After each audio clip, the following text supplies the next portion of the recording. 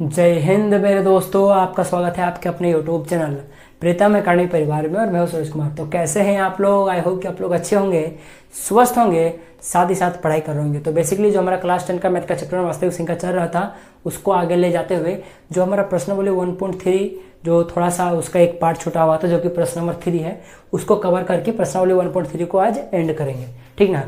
तो इससे पहले मैंने आपको इस प्रश्नावली 1.3 के आगे जितने भी प्रश्न हैं, ठीक ना, यानी प्रश्नावली 1.3 से रिलेटेड जितने भी प्रश्न थे उदाहरण के, और प्रश्नावली 1.3 के प्रश्न नंबर 1 और 2, उसको कवर कराने में मैंने टोटल 3 वीडियो लिया हुआ है। इन तीनों वीडियो को जरूर वॉच कर लीजिएगा, देन इस वीडियो को देखिएगा तो आपको बेटर चीज़ समझ में आएगा। मैंने तीनों वीडियो में बहुत अच्छे से बार बार एक ही चीज़ को बहुत अच्छे से एक्सप्लेन किया हुआ है। तीनों वीडियो को देख लीजिएगा तो इस टाइप के प्रश्न में आपका डाउट खत्म हो जाएगा, और ये प्रश्न आपके एग्जाम में आता ही आता है। तो इंपॉर्टेंट है, एग्जाम फ्रेंडली प्रश्न है, ठीक है, यानी एग्जाम में आने वाला प्रश्न है, तो जरूर देखिएगा। और इस वीडियो को भी देख लीजिए, ठीक ना। और इस वीडियो में थोड़ा सा क्विक पार करेंगे हम लोग, क्योंकि आज थोड़ा सा स्पीड पार करेंगे। और कारण ये है क्योंकि मैंने इस टाइप के प्रश्नों को 3 वीडियो में बहुत अच्छे से डीपली बताया हुआ है। अब प्रत्येक वीडियो में बताऊं तो बहुत दिक्कत हो जाएगा, ठीक ना। तो इसीलिए आज थोड़ा सा स्पीड पार करेंगे, ठीक ना। और डीपीपी जरूर बना रहे होंगे आप लोग, ये मैं उम्मीद कर रहा हूँ। डीपीपी जरूर बनाइएगा, इसमें भी आपको डीपीपी मिलेगा, ठीक। तो डीपीपी डाउनलोड कैसे कीजिएगा, या फिर डीपीपी के बारे में अगर आपको जानना है कि क्या है, नए बच्चे को समझ में नहीं आ रहा होगा, तो इस वीडियो के डिस्क्रिप्शन में एक छोटा सा लिंक मिलेगा, डीपीपी वीडियो डाउनलोड लिंक, उसको क्लिक कीजिएगा। कुछ मिनट का वीडियो होगा, उसको 2x2 के स्पीड में देख लीजिएगा। जैसे देख लीजिएगा आपको सारा कुछ समझ में आएगा कि डीपीपी क्या है, कैसे डाउनलोड करना है, क्या कुछ करना है, सारा कुछ आपको क्लियर हो जाएगा। फिलहाल अभी क्लास पर आते हैं। आज थोड़ा फास्ट पढ़ा हूँ, ठीक ना, क्योंकि मैंने पिछले का 3 वीडियो जो है वो बहुत अच्छे से एक्सप्लेन किया हुआ है, 40 मिनट 50 मिनट का एक्सप्लेन किया हुआ है। तो फिर से मैं उतना नहीं करना चाहता, क्योंकि आपको भी तो मेहनत करना है ना जी, ठीक ना। आज सिर्फ क्वेश्चन बनाएंगे, आज जल्दी जल्दी बनाएंगे।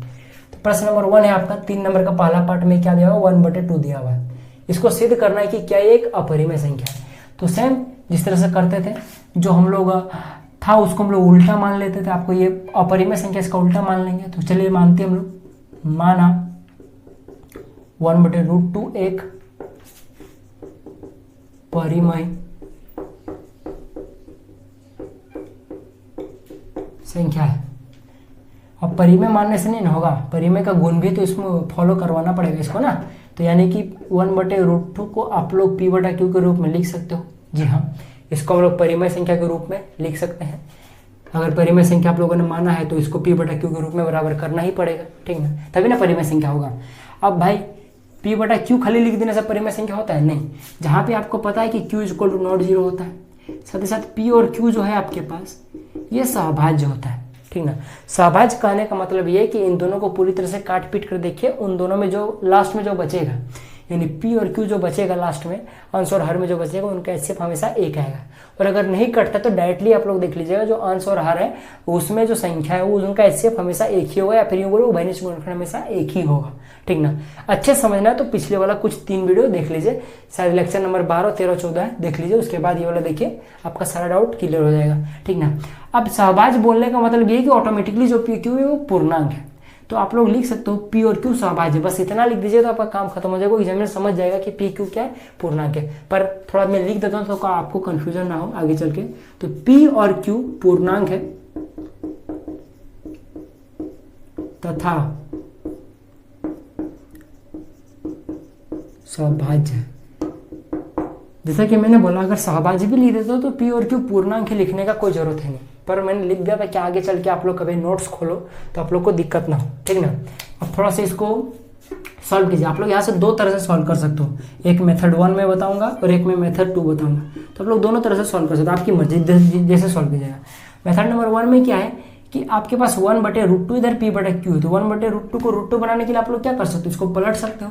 तो पलट दीजिए। तो ऐसा जब पलटिएगा तो ये 1/√2 है, तो क्या बच जाएगा, √2/1 बन जाएगा। तो √2/1 को क्या लिख सकते हैं, √2 लिख सकते हैं, √2 में। अब ये भी तो पलटेगा ना, इधर पलटेगा तो इधर भी पलटना पड़ेगा, क्योंकि बीच में बराबर है, तो q/p हो जाएगा।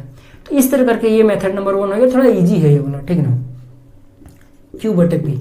अब अगर बच्चा जैसा समझना है तो मेथड 2 देख लीजिए।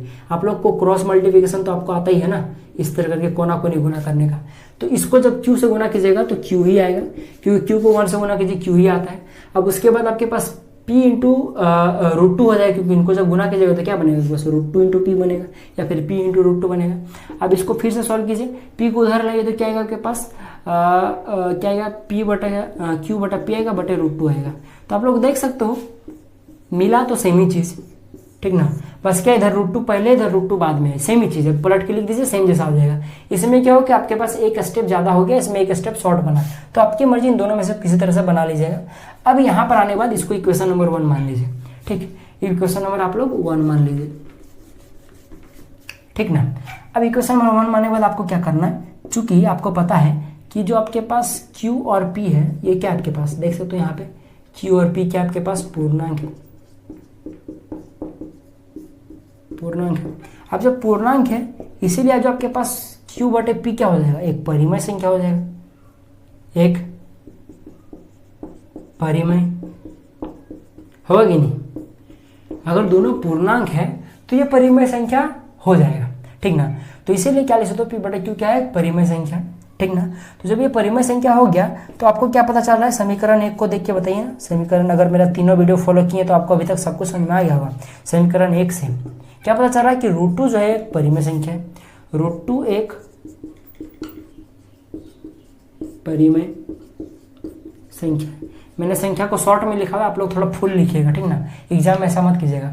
कैसे पता चला, देखिए P बड़ा Q क्या आपके पास एक पूर्णांक है, तो जब इधर पूर्णांक है तो जाहिर सी बात है बराबर के इधर भी पूर्णांक होगा, क्योंकि बराबर का मतलब क्या होता है कि दोनों साइड जो संख्या आपके पास मौजूद है, जो डिजिट्स है वो दोनों समान है, यानी कि सब स्थिति में, चाहे आप लोग उसका प्रॉपर्टीज वाइज देख लो, वैल्यू वाइज देख लो, सब कुछ समान होगा तभी ना बराबर है। जैसे कि अगर यूं मान लीजिए आप लोग कि अगर √2 एक भाज्य संख्या होगा, ऐसा होता नहीं है, पर ऐसा मान लीजिए कि इधर अगर भाज्य संख्या है तो बराबर के उधर भी भाज्य संख्या होगा। बराबर का मतलब यही होता है, अगर इधर जो बराबर के इधर का वैल्यू अगर 5 है तो बराबर के उधर का वैल्यू भी 5 होगा, ठीक ना। तो इसी तरह से अगर P बटा Q अगर आपके पास इधर वाला संख्या परिमेय संख्या है तो जाहिर सी बात इधर वाला संख्या भी परिमेय होगा। तो वही चीज हम लोग लिखेंगे, समीकरण 1 से हमको क्या पता चला कि √2 क्या हो जाएगा, एक परिमेय संख्या हो जाएगा, क्योंकि इधर वाला संख्या परिमेय है और बीच में बराबर है। समझ में आएगा बस। यहाँ तक ये आपका एक अलग लाइन है, ठीक है, याद रखिएगा ये आपका अलग लाइन है, ऐसा नहीं कि मिला के लिख दीजिएगा, ये एक अलग लाइन है। अब जो लिखेंगे वो एक अलग लाइन है, ठीक ना। हम जानते हैं, अब हमको तो एक चीज पता है भाई, हम जानते हैं कि जो आपके पास √2 है, ये √2 है ना, √2 एक परिमेय संख्या नहीं है, या फिर यूं लिख दीजिए अपरिमेय संख्या है, अपरिमेय संख्या है। आपको ये चीज पता चले, आपको तो ये चीज पता ही है भाई कि जो आपके पास √2 होता है ये कभी भी परिमेय संख्या नहीं होता, ये हमेशा अपरिमेय संख्या होता है। लेकिन आपको यहाँ समीकरण 1 से क्या पता चल रहा है कि परिमेय संख्या होना चाहिए भाई √2, लेकिन आपको गारंटी, आपको ये 100% पता है कि जो √2 क्या ये अपरिमेय संख्या। अब ऐसा नहीं कि √2 को भी सिद्ध करने लगो कि ये एक अपरिमेय संख्या, ऐसा नहीं। इस टाइप के प्रश्न में जो मैंने बोला था टाइप 2 में, मैंने आपने देखा होगा तो पता होगा कि टाइप 2 में क्या होता है कि जो आपके पास अपरिमेय संख्या उसको सिद्ध करने की कोई जरूरत नहीं होती है, ठीक ना। तो आपको पता है कि जो आपने 1/√2 को परिमेय संख्या माना हुआ है, तो परिमेय संख्या का ये प्रॉपर्टी होता है भाई, ठीक ना, जो कि ये √2 फॉलो करेगा तभी ना परिमेय संख्या होगा। तो उसके हिसाब से जब मैंने सॉल्व किया तो आपको क्या पता चला कि Q बटा P आ रहा है, जो कि पूर्ण परिमेय संख्या है। तो परिमेय संख्या यानी कि √2 भी एक परिमेय संख्या होगा। लेकिन जनरली हम लोग को क्या पता चल रहा है कि √2 जो है वो कभी भी परिमेय संख्या नहीं होता है, यानी कि आपको समीकरण 1 से क्या पता चल रहा है कि कभी भी क्या ऐसा हो सकता है कि परिमेय संख्या कभी भी अपरिमेय संख्या के बराबर हो, कभी नहीं हो सकता, क्योंकि परिमेय संख्या और अपरिमेय संख्या दोनों का दुनिया अलग है, कभी भी दोनों समान नहीं हो सकता। यानी कि जाहिर सी बात है कि आपने जब 1/√2 को परिमेय संख्या माना हुआ है तो ये सारा प्रॉपर्टी फॉलो करना चाहिए परिमेय संख्या का, जो कि यहाँ नहीं कर रहा है, क्योंकि यहाँ क्या आ रहा है, परिमेय संख्या और परिमेय संख्या के बराबर आ जा रहा है, जो कि पॉसिबल है नहीं। यानी कि जो आपने माना हुआ है कहीं ना कहीं गलत है। तो जाहिर सी बात है आपने गलत माना हुआ है, तो जो आपने क्या माना हुआ था, परिमेय संख्या माना हुआ है, यानी कि ये परिमेय संख्या होगा नहीं। तो जब परिमेय संख्या नहीं होगा तो क्या होगा, परिमेय संख्या होगा, क्योंकि आपके पास दो ऑप्शन है, या तो परिमेय संख्या होगा या फिर अपरिमेय संख्या होगा। उसके बाद ना वो परिमेय संख्या को और कैटेगरी में बांटा, तब सभाज्य, भाज्य, अभाज्य, तो ये संपूर्णांक, होल नंबर, नेचुरल नंबर, ये सब आया है, वो सब परिमेय संख्या की कैटेगरी होता है। लेकिन देखा है तो संख्या को दो कैटेगरी में बांटा गया, एक परिमेय संख्या और एक अपरिमेय संख्या। तो परिमेय नहीं तो क्या हो जाएगा, ये अपरिमेय नहीं होगा। आपके पास दो ऑप्शन है, परिमेय नहीं तो अपरिमेय।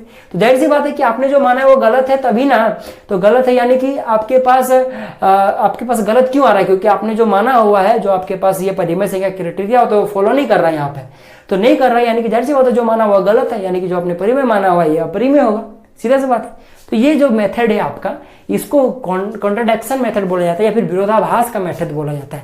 तो वही चीज अब हम लोग यहाँ पे लिख रहे हैं कि आपको यहाँ से क्या पता चला कि समीकरण 1 से ये परिमेय संख्या, तो इधर भी परिमेय संख्या होगा, लेकिन हमको पता है कि √2 क्या है, एक अपरिमेय संख्या है। तो इसलिए आपको क्या पता चल रहा है, ये एक अलग लाइन है, ठीक ना, ये एक अलग लाइन है, इसलिए इसको मिलाकर भी लिख सकते हो, इस लाइन को इस लाइन, कोई दिक्कत नहीं। इसलिए हमारी कल्पना, एक काम कीजिएगा, इसको मिलाकर ही लिख दीजिएगा, ठीक ना। √2 एक अपरिमेय संख्या, इसीलिए, ठीक ना, इसको एक लाइन बना दीजिएगा, इसलिए हमारी कल्पना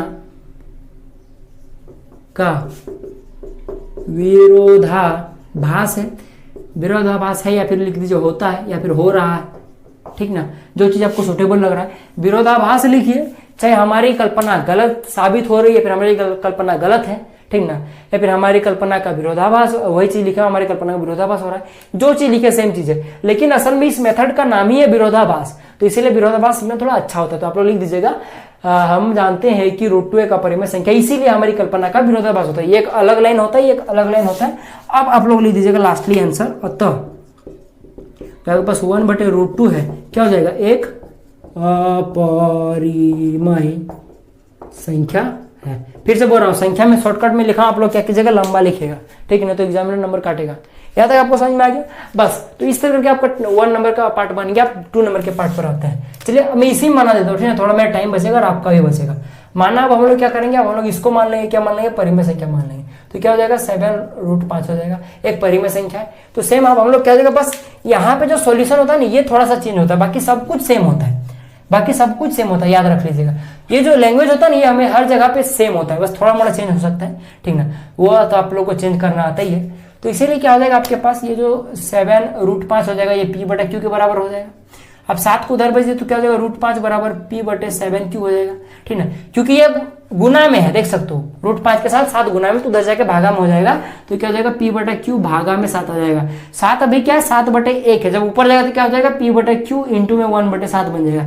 जब p को 1 से गुना कीजिएगा तो p, और 7 को q से गुना कीजिएगा तो 7q। तो ये आपका इस तरह से बनता है, ठीक ना। बोलिएगा सर कहाँ से ये आ गया, ये सब आपको आना चाहिए, आप लोग अभी बच्चे नहीं है, ठीक ना।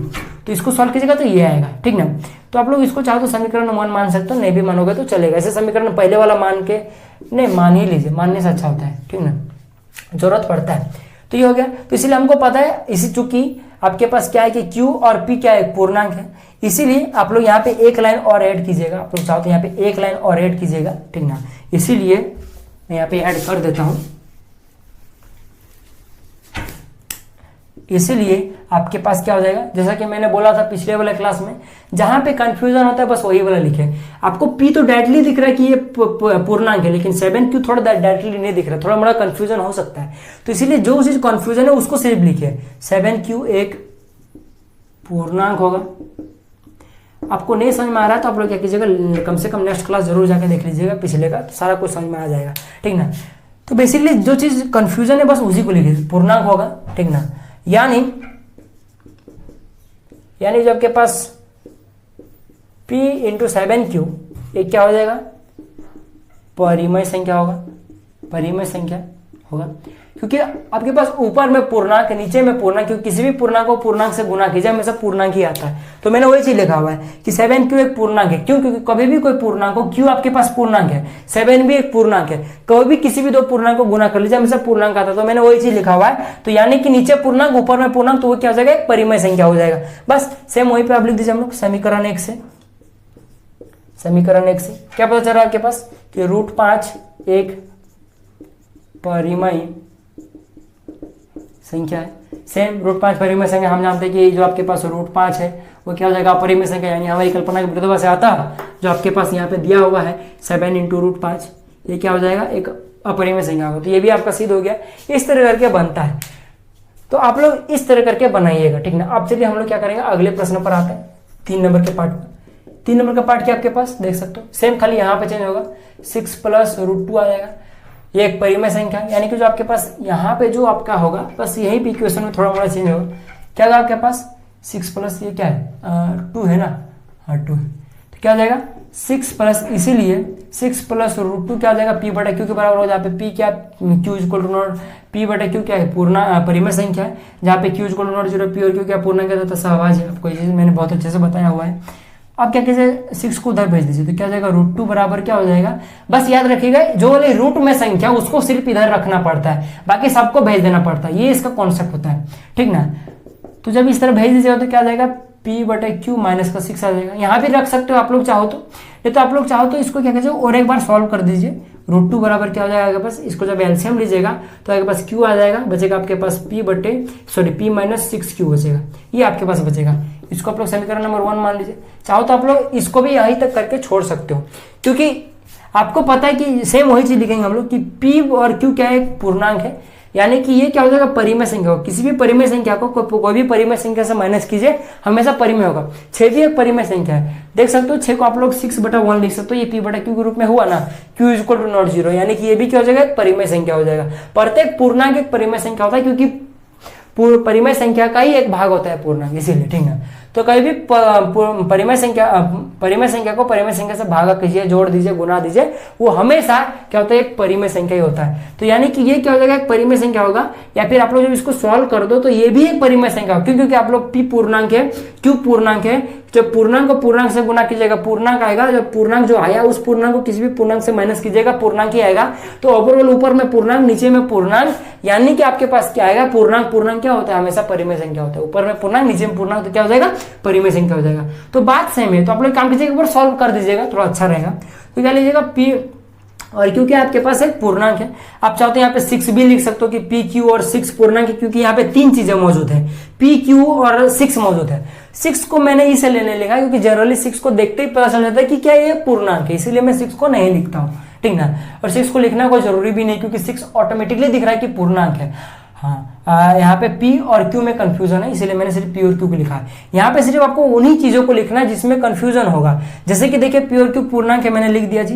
तो इसीलिए जो आपके पास यहाँ पे जो आपके पास p-6q हो जाएगा एक पूर्णांक होगा। अब यहाँ पे आप लोग गौर करके देख सकते हो, मैंने p-6q को पूर्णांक लिखा हुआ है। अब यहाँ पे मैंने p-6q को क्यों लिखा हुआ है, q को यहाँ पे एक अलग लाइन बना के क्यों नहीं लिखा हुआ है, तो देख सकते हो यहाँ पे ऊपर में लिखा हुआ है पहले से कि q एक पूर्णांक है। ऑन द अदर हैंड मैं बोलना ये चाहता हूं कि कभी भी इस तरह का इक्वेशन आपके पास बने, ठीक ना, तो आपको सिर्फ उन चीजों को इस लाइन में दर्शाना जिसमें कंफ्यूजन है और जो जरूरत है। आपके पास ऊपर वाला थोड़ा दिखने में कंफ्यूजन हो रहा है कि ये पूर्णांक है, तो सिर्फ ऊपर वाला लिखे, हर वाला तो डायरेक्टली आपको दिख जा रहा है कि क्यू ए क्या एक पूर्णांक, इसलिए मैंने हर वाला को नहीं लिखा हुआ है। असल में देख सकते हो ऊपर में पहले से ही लिख चुका है, तो मैंने वापस से फिर से क्यों लिखूं, ठीक ना। जैसे मेरा कहने का मतलब यहाँ पे ये है, अगर मान लीजिए यहाँ पे ऐसा इक्वेशन रहता, मान लीजिए आपके पास यहाँ पे p बटा मान लीजिए 6q रहता, तो इस इक्वेशन में क्या समझ में आ रहा है कि आपके पास कंफ्यूजन हर में है, हर को देख के थोड़ा दिक्कत हो रहा है कि ये पूर्णांक है कि नहीं, आपको समझने में दिक्कत हो रहा है। तो इस लाइन में आपने जो यहाँ पे ये चीज लिखा हुआ है, इस लाइन में आपने इस इक्वेशन के लिए अंश का यहाँ पे उपयोग किया गया है। लेकिन जब अगर मान लीजिए यहाँ पे जो इक्वेशन है, मान लीजिए ये वाला इक्वेशन यहाँ पे रहता, तो इसमें क्या करते हैं आप लोग हर का उपयोग करते हैं, क्योंकि हर में कंफ्यूजन है ना कि अंश में, क्योंकि अंश डायरेक्टली दिख जा रहा है कि वो p है, पर नीचे वाला थोड़ा दिखने में आसानी हो रहा है कि ये पूर्णांक है, इसलिए तो जहां पे कंफ्यूजन होगा ना वहीं पे लिखेगा। अब एक इक्वेशन मान लीजिए ऐसा रहा 6q बटे मान लीजिए 7 - p रहा, तो यहाँ पे देख सकते हो आपके पास अंश में भी कंफ्यूजन है, हर में भी कंफ्यूजन है, ये डायरेक्टली नहीं दिख रहा है कि पूर्णांक है, तो आपको यहाँ पे दोनों चीज मेंशन करना पड़ेगा इस केस में। जब इस तरह करके जब आपका इक्वेशन नंबर 1 बनता तो आप लोग क्या लिखते हैं, इसीलिए जो आपके पास 6q और आपके पास 7p क्या आपके पास एक पूर्णांक है। तो जब आपके पास कंफ्यूजन हो उसी को लिखे, जो चीज डायरेक्टली दिख जा रहा है उसको मत लिखे। यहाँ पे q डायरेक्टली पता चल रहा है आपको एक पूर्णांक है, और दूसरे वर्ड में मैं बोलूँ तो आपको पहले देख चुका, शुरू में ही लिख दिए कि आपका q पूर्णांक है, तो मैं क्यों लिखूं। और साथ ही साथ यहाँ पे देख सकते हो ऊपर में कंफ्यूजन है, इसलिए मैंने यहाँ पे लिखा हुआ है कि p-6q क्या आपके पास एक पूर्णांक है। समझ में आ गया, ठीक ना। और बेसिकली मैं बार बार वही बोल रहा हूँ कि इससे पहले वाला वीडियो मैंने बहुत अच्छे से बताया हुआ है। तो यानी कि आपके पास क्या है, आपके पास ये जब पूर्णांक हो गया तो पूर्णांक बटे में पूर्णांक परिमेय हो गया, p-6q बटे में q, ठीक ना, एक परिमेय संख्या है। तो समीकरण 1 से हमको क्या पता चल रहा है कि जो आपके पास √2 है ये क्या हो जाएगा, एक परिमेय संख्या हो जाएगा। लेकिन हम जानते हैं कि जो आपके पास √2 है ये क्या होता है, एक अपरिमेय संख्या होता है, इसीलिए हमारी कल्पना का विरोधाभास हो रहा है। अतः जो आपके पास संख्या था यहाँ पे 6 प्लस का √2 क्या हो जाएगा, एक अपरिमेय संख्या हो जाएगा। तो इस तरह करके जो हमारा पार्ट जो क्वेश्चन 3 था 1.3 का ये कंप्लीट होता है, स्क्रीनशॉट ले लीजिए। तो इस तरह करके बनाता है। मैंने बेसिकली पता है, मैंने जान के इतने सारे वर्ड को मैंने बार बार नहीं लिखा, मैंने उसी को बार बार एडिट क्यों किया पता है, क्योंकि जो बच्चे को मान लीजिए समझ में नहीं आया, अब वो क्या करे भाई, तो उसको समझ में आया ये तो आएगा ना कि सर सिर्फ जहां मन तहां चेंज करके ये क्वेश्चन को एडिट कर दे रहे, बना दे रहे हैं। यानी कि मुझे भी ज्यादा कुछ रटना नहीं पड़ेगा, ज्यादा कुछ समझना पड़ेगा, यानी सीधा सीधी बोलो तो उस बच्चा के लिए आसानी होगा, उसका माइंड में ये सेटअप हो जाएगा किस टाइप का क्वेश्चन में लैंग्वेज सेम है, बस थोड़ा मोड़ा चेंज होता है, तो उस तरह करके वो चेंज कर पाएगा, यानी उसके लिए आसानी होगा। इसीलिए मैंने जान के इसको एडिट किया हुआ है, जान के मैंने सबको वापस से नहीं लिखा। तो इस तरह करके हमारा आज का क्लास समाप्त होता है। आई होप कि आपको समझ में आ गया होगा मैंने यहाँ पे क्या चीज बोला, समझ में आ गया होगा। अगर नहीं समझ में आएगा तो भूल जाइए, जिस तरह से मैंने बताया हो उस तरह से बताइए, ठीक ना। और अगर फिर भी अगर अच्छे से समझना है, अगर ये नए बच्चे हो तो इससे पहले वाला वीडियो देख लीजिएगा, उससे पहले वाला भी, उससे पहले वाला भी, चारों वीडियो देख लीजिए, तो आपका इस टाइप का प्रश्न एक भी नहीं छूटेगा एग्जाम में। तो चलिए मिलते हैं अगले वीडियो में, तब तक के लिए जय हिंद, जय भारत, और आपका दिन शुभ हो। साथ ही साथ डीपीपी को जरूर बनाइएगा।